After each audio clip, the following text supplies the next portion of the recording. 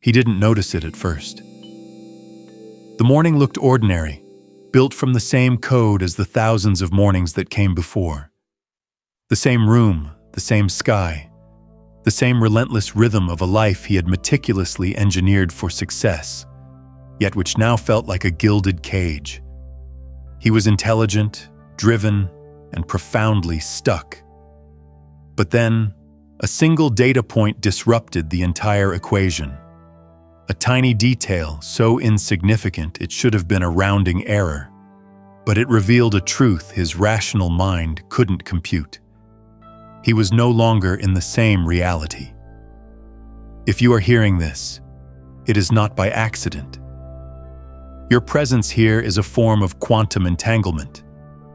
You've been chosen not by a person, but selected by the quantum field itself because you've reached the limits of the old paradigm.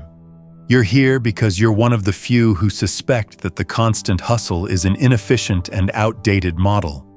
You've felt a spiritual loneliness, a sense that your friends and family simply might not understand the deeper mechanics you're beginning to perceive.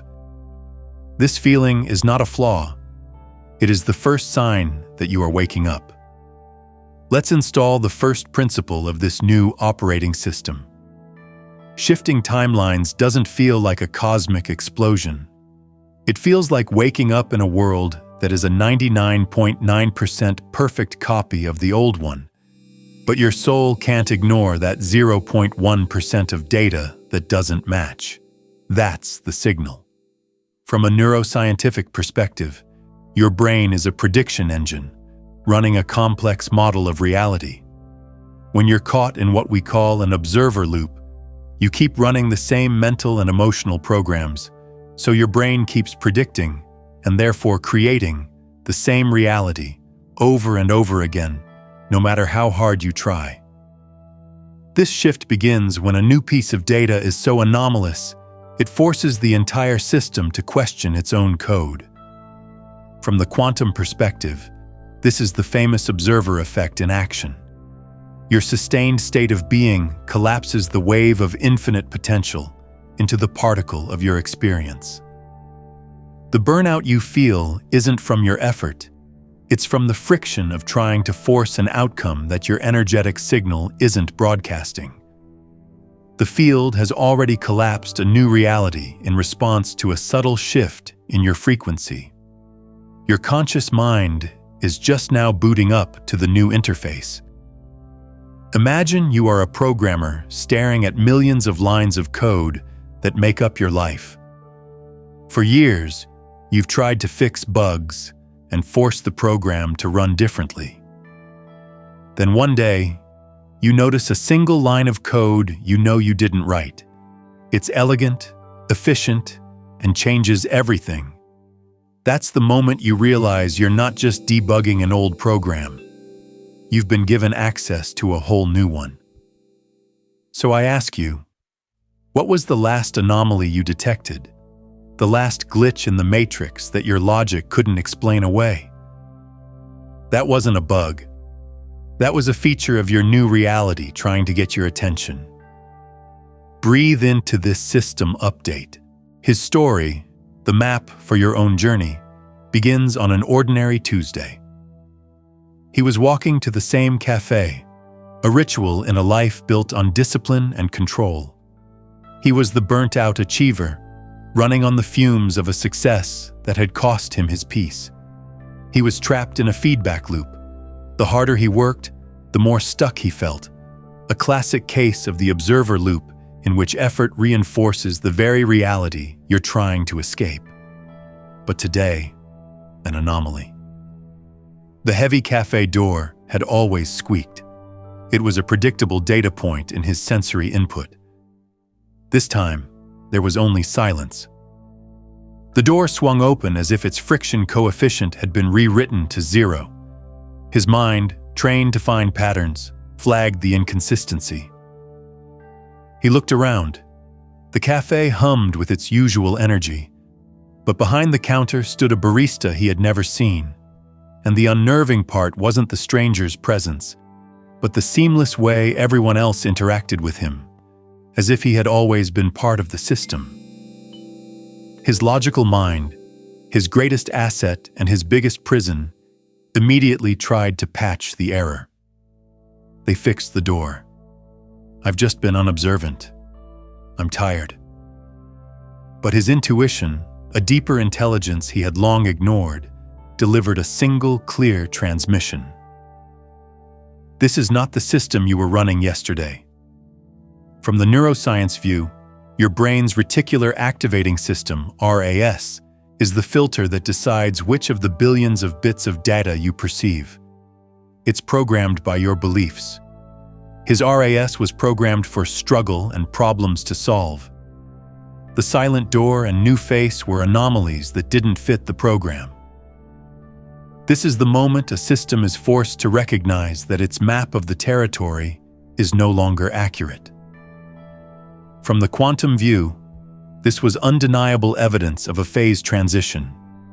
He had shifted from one probable reality to another. The new details weren't mistakes. They were the physical artifacts of the new timeline. They were markers designed to help him recognize that his inner energetic shift had successfully rendered a new external world.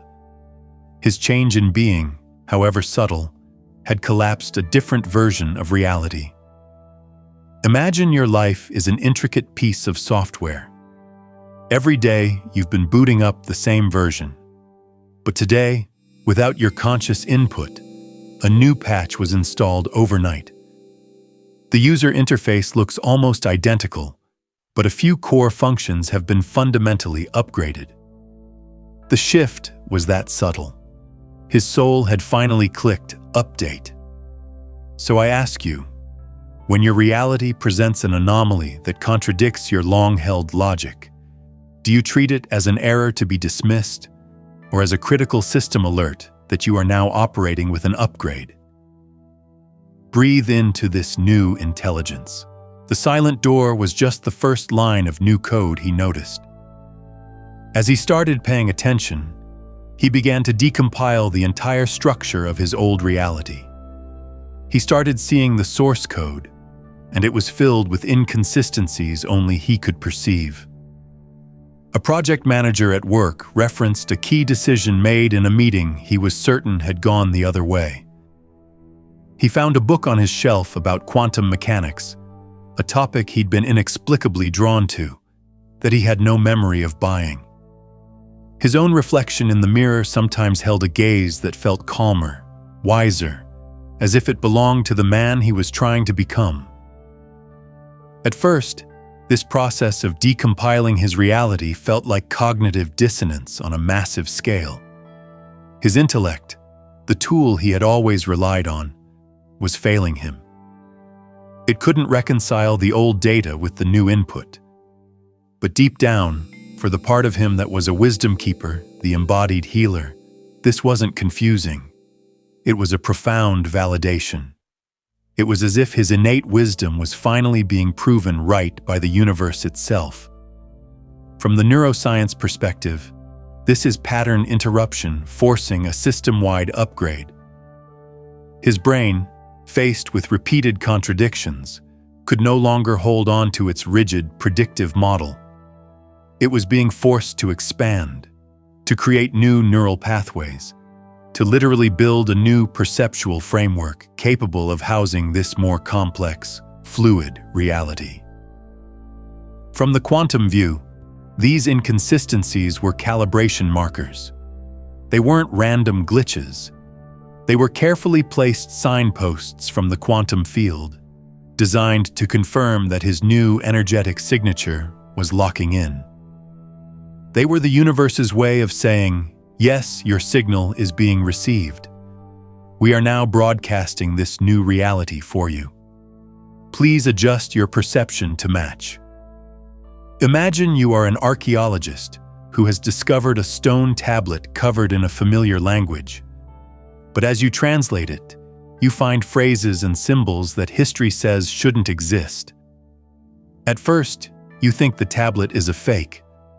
But the more you study it, you realize it's not the tablet that's wrong. It's your understanding of history. His world hadn't broken. His understanding of it had broken open.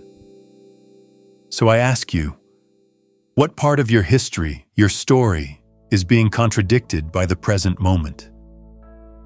What if that contradiction isn't a flaw in your memory, but a message that you have already evolved beyond that old story? Breathe into this recognition. For a time, he fought it. His mind, the master of control and force, clung to the comfort of the known world. The battle was waged in his head. I'm just stressed. This is wishful thinking. I need a logical system, not magical experiences. But the effort of maintaining the old framework became more exhausting than the act of letting it go.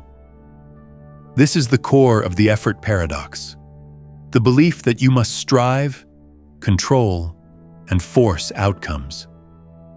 His entire life had been a monument to that belief, and it had led him to burnout. One night, he finally stopped. He didn't try to solve it. He didn't try to understand it. He enacted a release protocol.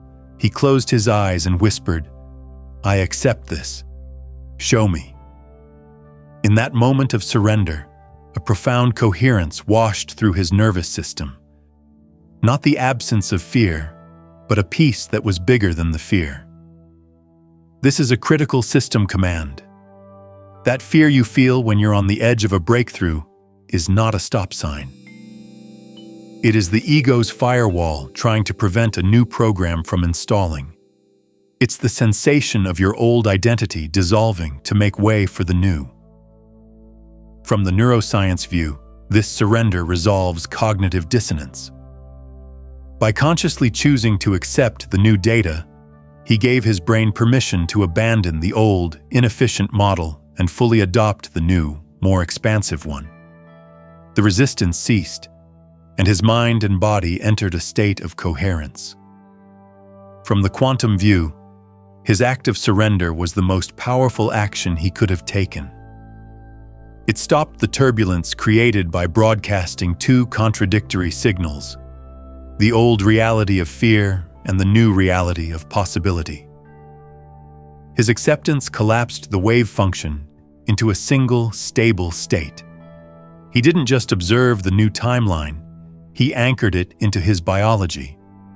Imagine you're trying to tune an old analog radio. As long as your hand is tense, grasping the knob tightly, you only get static and noise from two stations at once. The moment you relax your grip and make a soft, gentle turn, the signal locks in, clear and perfect. His surrender was that gentle turn. That night, he stopped trying to control reality and chose to align with it. In that simple, effortless act, his new timeline became his primary reality. So I ask you, what would happen if you stopped trying to force a result and instead initiated a release protocol? What if surrender isn't giving up, but the most advanced technique for allowing what's already yours to arrive? Breathe into this state of alignment. After he executed the release protocol, his reality began to operate like a finely tuned resonance engine. The world didn't just change. It began to coherently organize itself around his new state of being. This is the antidote to hustle culture he had been searching for. Complex problems at work resolved themselves before meetings even started. People he needed to connect with sent him emails out of the blue. His own thoughts became clearer, infused with insights that felt transmitted from a higher version of himself. Results began to flow from being, not just doing. This confirms a key universal law. You don't chase a new reality. You align with it, and it reorganizes itself around you. Reality is a mirror, and it can only reflect the frequency you broadcast. From the neuroscience perspective, his reticular activating system, RAS, was now running fully upgraded software. Having accepted the new reality, his subconscious gave the RAS a new set of commands. Instead of scanning for problems and threats, It was now actively searching for solutions, synchronicity, and ease. His brain was literally filtering reality through a new lens, prioritizing signals that matched his new state of effortless action. From the quantum view, his energy field was now a stable, coherent resonance engine. Like a powerful electromagnet, his sustained state of peace and trust was attracting experiences, people, and data that vibrated at the same frequency. This isn't wishful thinking. It is a functional, spiritual technology. The field was simply delivering a reality that was a perfect harmonic match to his being. Imagine your inner state as a powerful musical note. For years, you've been broadcasting a C-sharp of anxiety and struggle. The world, being a responsive acoustic chamber, could only echo back experiences that matched that note. Now, you have consciously chosen to broadcast a deep, clear sea of peace. The entire chamber has no choice but to vibrate with that new tone, rearranging the very patterns of reality to match your song. So I ask you, look closely at your life. What synchronicities, what lucky breaks are already appearing? They are not random. They are the first echoes from your resonance engine. Are you willing to stop the struggle and simply allow them to amplify? Breathe into this state of flow. He now understood that he had stumbled upon a hidden framework, a grand unified theory that connected spirit and success. The shift wasn't a one-time event. It was a skill. He had moved from being a pawn in the game to the conscious architect of his reality. This is the next level of empowerment. You are not at the mercy of the system. You can learn the mechanics of the system. He began to work with these mechanics intentionally. He started using the 4-stage observer breath method he'd read about. Before sleeping, he wouldn't just visualize a goal. He would use his breath to feel the feeling of that reality, as if it were already his present moment. He started consciously working with the quantum gap, the sacred pause between a stimulus and his response. Instead of reacting with old programming, he would breathe into the gap and choose a response from his desired new reality. These weren't just thoughts. They were tangible, systematic practices. From the neuroscience view, this is applied neuroplasticity. He was no longer a passive recipient of brain activity. He was actively sculpting his brain. Each time he used the breath technique to choose a new emotional state, he was building and myelinating new neural pathways, making the state of coherence his brain's new default setting. From the quantum view, he was becoming a master of his own broadcast. The breath was the dial, allowing him to consciously tune his frequency. By working with the quantum gap, he was learning to collapse a different probability. He wasn't just hoping for a better reality. He was using a predictable spiritual technology to select it from the field of potential. Imagine being in a highly advanced virtual reality simulation. At first, you believe you are just a character inside the game. Then, you discover the developer console. You realize you can input commands that alter the environment. The breath and the pause are your first commands. You are learning the language that writes worlds. So I ask you, if your breath is the tool that tunes your frequency, and the pause is the space where you choose your timeline, what new reality will you begin to consciously architect tonight? What code will you write in the quantum gap? Breathe into your creative power. He soon learned the most vital distinction, the difference between a blueprint and a building. A blueprint is a plan. A building is a lived-in reality. This is the master key, the final piece of the system. A thought or visualization is only a blueprint. Embodiment is the algorithm that renders it into physical reality. For years, His mind had been designing blueprints for a better life. But his body was still living in the old structure, running the old programs of stress and fear. The shift became permanent when he stopped just thinking about the new reality and started embodying it. He began to move, speak, and make decisions as the man who was already calm, whole, and successful. For the systems thinker in him, this was the ultimate life hack. For the embodied healer within, this was the sacred act of turning the body into a temple for a new consciousness. From the neuroscience view, this is identity wiring. When your actions and your physical sensations align with a new self-concept, your brain has no choice but to accept it as reality. Your nervous system stops fighting the upgrade because your body is sending it signals of safety and coherence in this new state. From the quantum perspective, this is the embodiment algorithm. A frequency held in the mind is a weak signal. A frequency expressed through the body, through its posture, its breath, its actions, is the most powerful broadcast you can generate. This is how you heal not just your own trauma, but the inherited ancestral patterns stored in your DNA. The quantum field responds to the totality of who you are being, and your body is the ultimate anchor for that beingness. Imagine your body is a sacred musical instrument. For years, it has been tuned to play a song of struggle. Thinking new thoughts is like looking at new sheet music. But embodiment is the act of physically retuning the strings of your nervous system, allowing the instrument of your body to play a new, beautiful, coherent song. That is when the shifts locked in.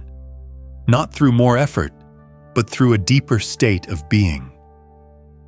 So I ask you, are you still just looking at the blueprint? Or are you ready to run the embodiment algorithm and physically move into the new reality as the person who already lives there? Breathe into your sacred body. With embodiment as his new baseline, the miraculous became his new normal. The process of shifting was no longer an anomaly. It was the core feature of his new operating system. This is the stage where you realize your spiritual journey is based on profound, even scientific principles, not just wishful thinking. You now understand the mechanics that have always been running in the background. Before, he moved through life unconsciously, calling the constant shifts of reality good luck or bad luck. Now he could feel the shifts happening. He developed a deep interoception, an ability to read the data from his own body. He knew when he was in coherence and when he had fallen back into an old subroutine. This innate wisdom was no longer a whisper. It was his primary guidance system. From the neuroscience view, he had achieved whole brain coherence. His internal guidance system was fully online. The synchronicities he now saw everywhere weren't new. His brain was simply no longer filtering them out. He was perceiving a much wider spectrum of reality. From the quantum view, he was now fluent in the language of the field. The signs were no longer random. They were direct feedback, a conversation. The universe was not a cold, empty void, but a living, responsive intelligence. He wasn't just in the system. He was the system, experiencing itself. Imagine you've been living your whole life on a single radio station, believing it was the only one that existed. Now, you realize you have a dial. You can tune into any frequency you choose. The other stations were always broadcasting. You just didn't know how to tune in. The shifts are now seamless because you are no longer afraid to turn the dial. So I ask you, what if every subtle feeling, every coincidence, every intuitive hit is not random noise, but precise data from your new operating system, guiding you flawlessly? Breathe into this new guidance. Eventually, he arrived at the final stage of the journey, the end of the search. He no longer looked for external proof because his internal state of being had become the proof itself. This is the ultimate freedom. You no longer need reality to validate you, because your validated state of being is what creates your reality. The synchronicities became convergences. The right book didn't just appear. It was a physical manifestation of his own inner query. The right person didn't just call. They were a harmonic resonance to the signal he was broadcasting. Opportunities didn't just show up. They were drawn into the orbit of his new energy. His personal healing was now tangibly contributing to a planetary transformation. From the neuroscience view, his brain had fully installed the new identity. The old neural pathways of struggle were pruned away from disuse. The new pathways of ease and coherence were now the default. The old reality was no longer an accessible channel. From the quantum view, he had achieved a state of resonance inevitability. His coherent frequency had become so stable that it developed its own spiritual gravity. The quantum field, which operates on the principle of least effort, found it easier to deliver a reality that matched his being than to resist it. He wasn't doing anything to attract success. He had become a state to which success was inevitably drawn. Imagine your coherent heart-mind state is like a star. For years, it was a tiny flicker. But as you practiced this new system, it grew in mass and brightness. Now it is a sun, and experiences, people, and opportunities are like planets, pulled effortlessly into its powerful, loving, gravitational field. The hunt for evidence was over. His being had become the undeniable answer. So I ask you, what if you decided right now to stop asking for proof and chose to become the living proof instead? What if you allowed your own coherence to become the gravity that draws your new world to you? Breathe into this convergence. His journey from a burnt-out achiever to a conscious architect reveals a profound, yet simple system. The great shifts of consciousness don't happen through force. They are activated by whispers, a door that no longer squeaks, an idea that won't go away, a feeling of truth in your bones that you can no longer ignore. This is the core of the new paradigm. You do not fight the old reality. You simply render it obsolete by choosing and then embodying a new one. Your brain is the hardware. Your consciousness is the programmer. The quantum field is the infinite internet of possibilities. You are the one who chooses which reality to download and install. Imagine yourself standing at the center of an infinite holographic grid. Every potential pathway forward is already lit.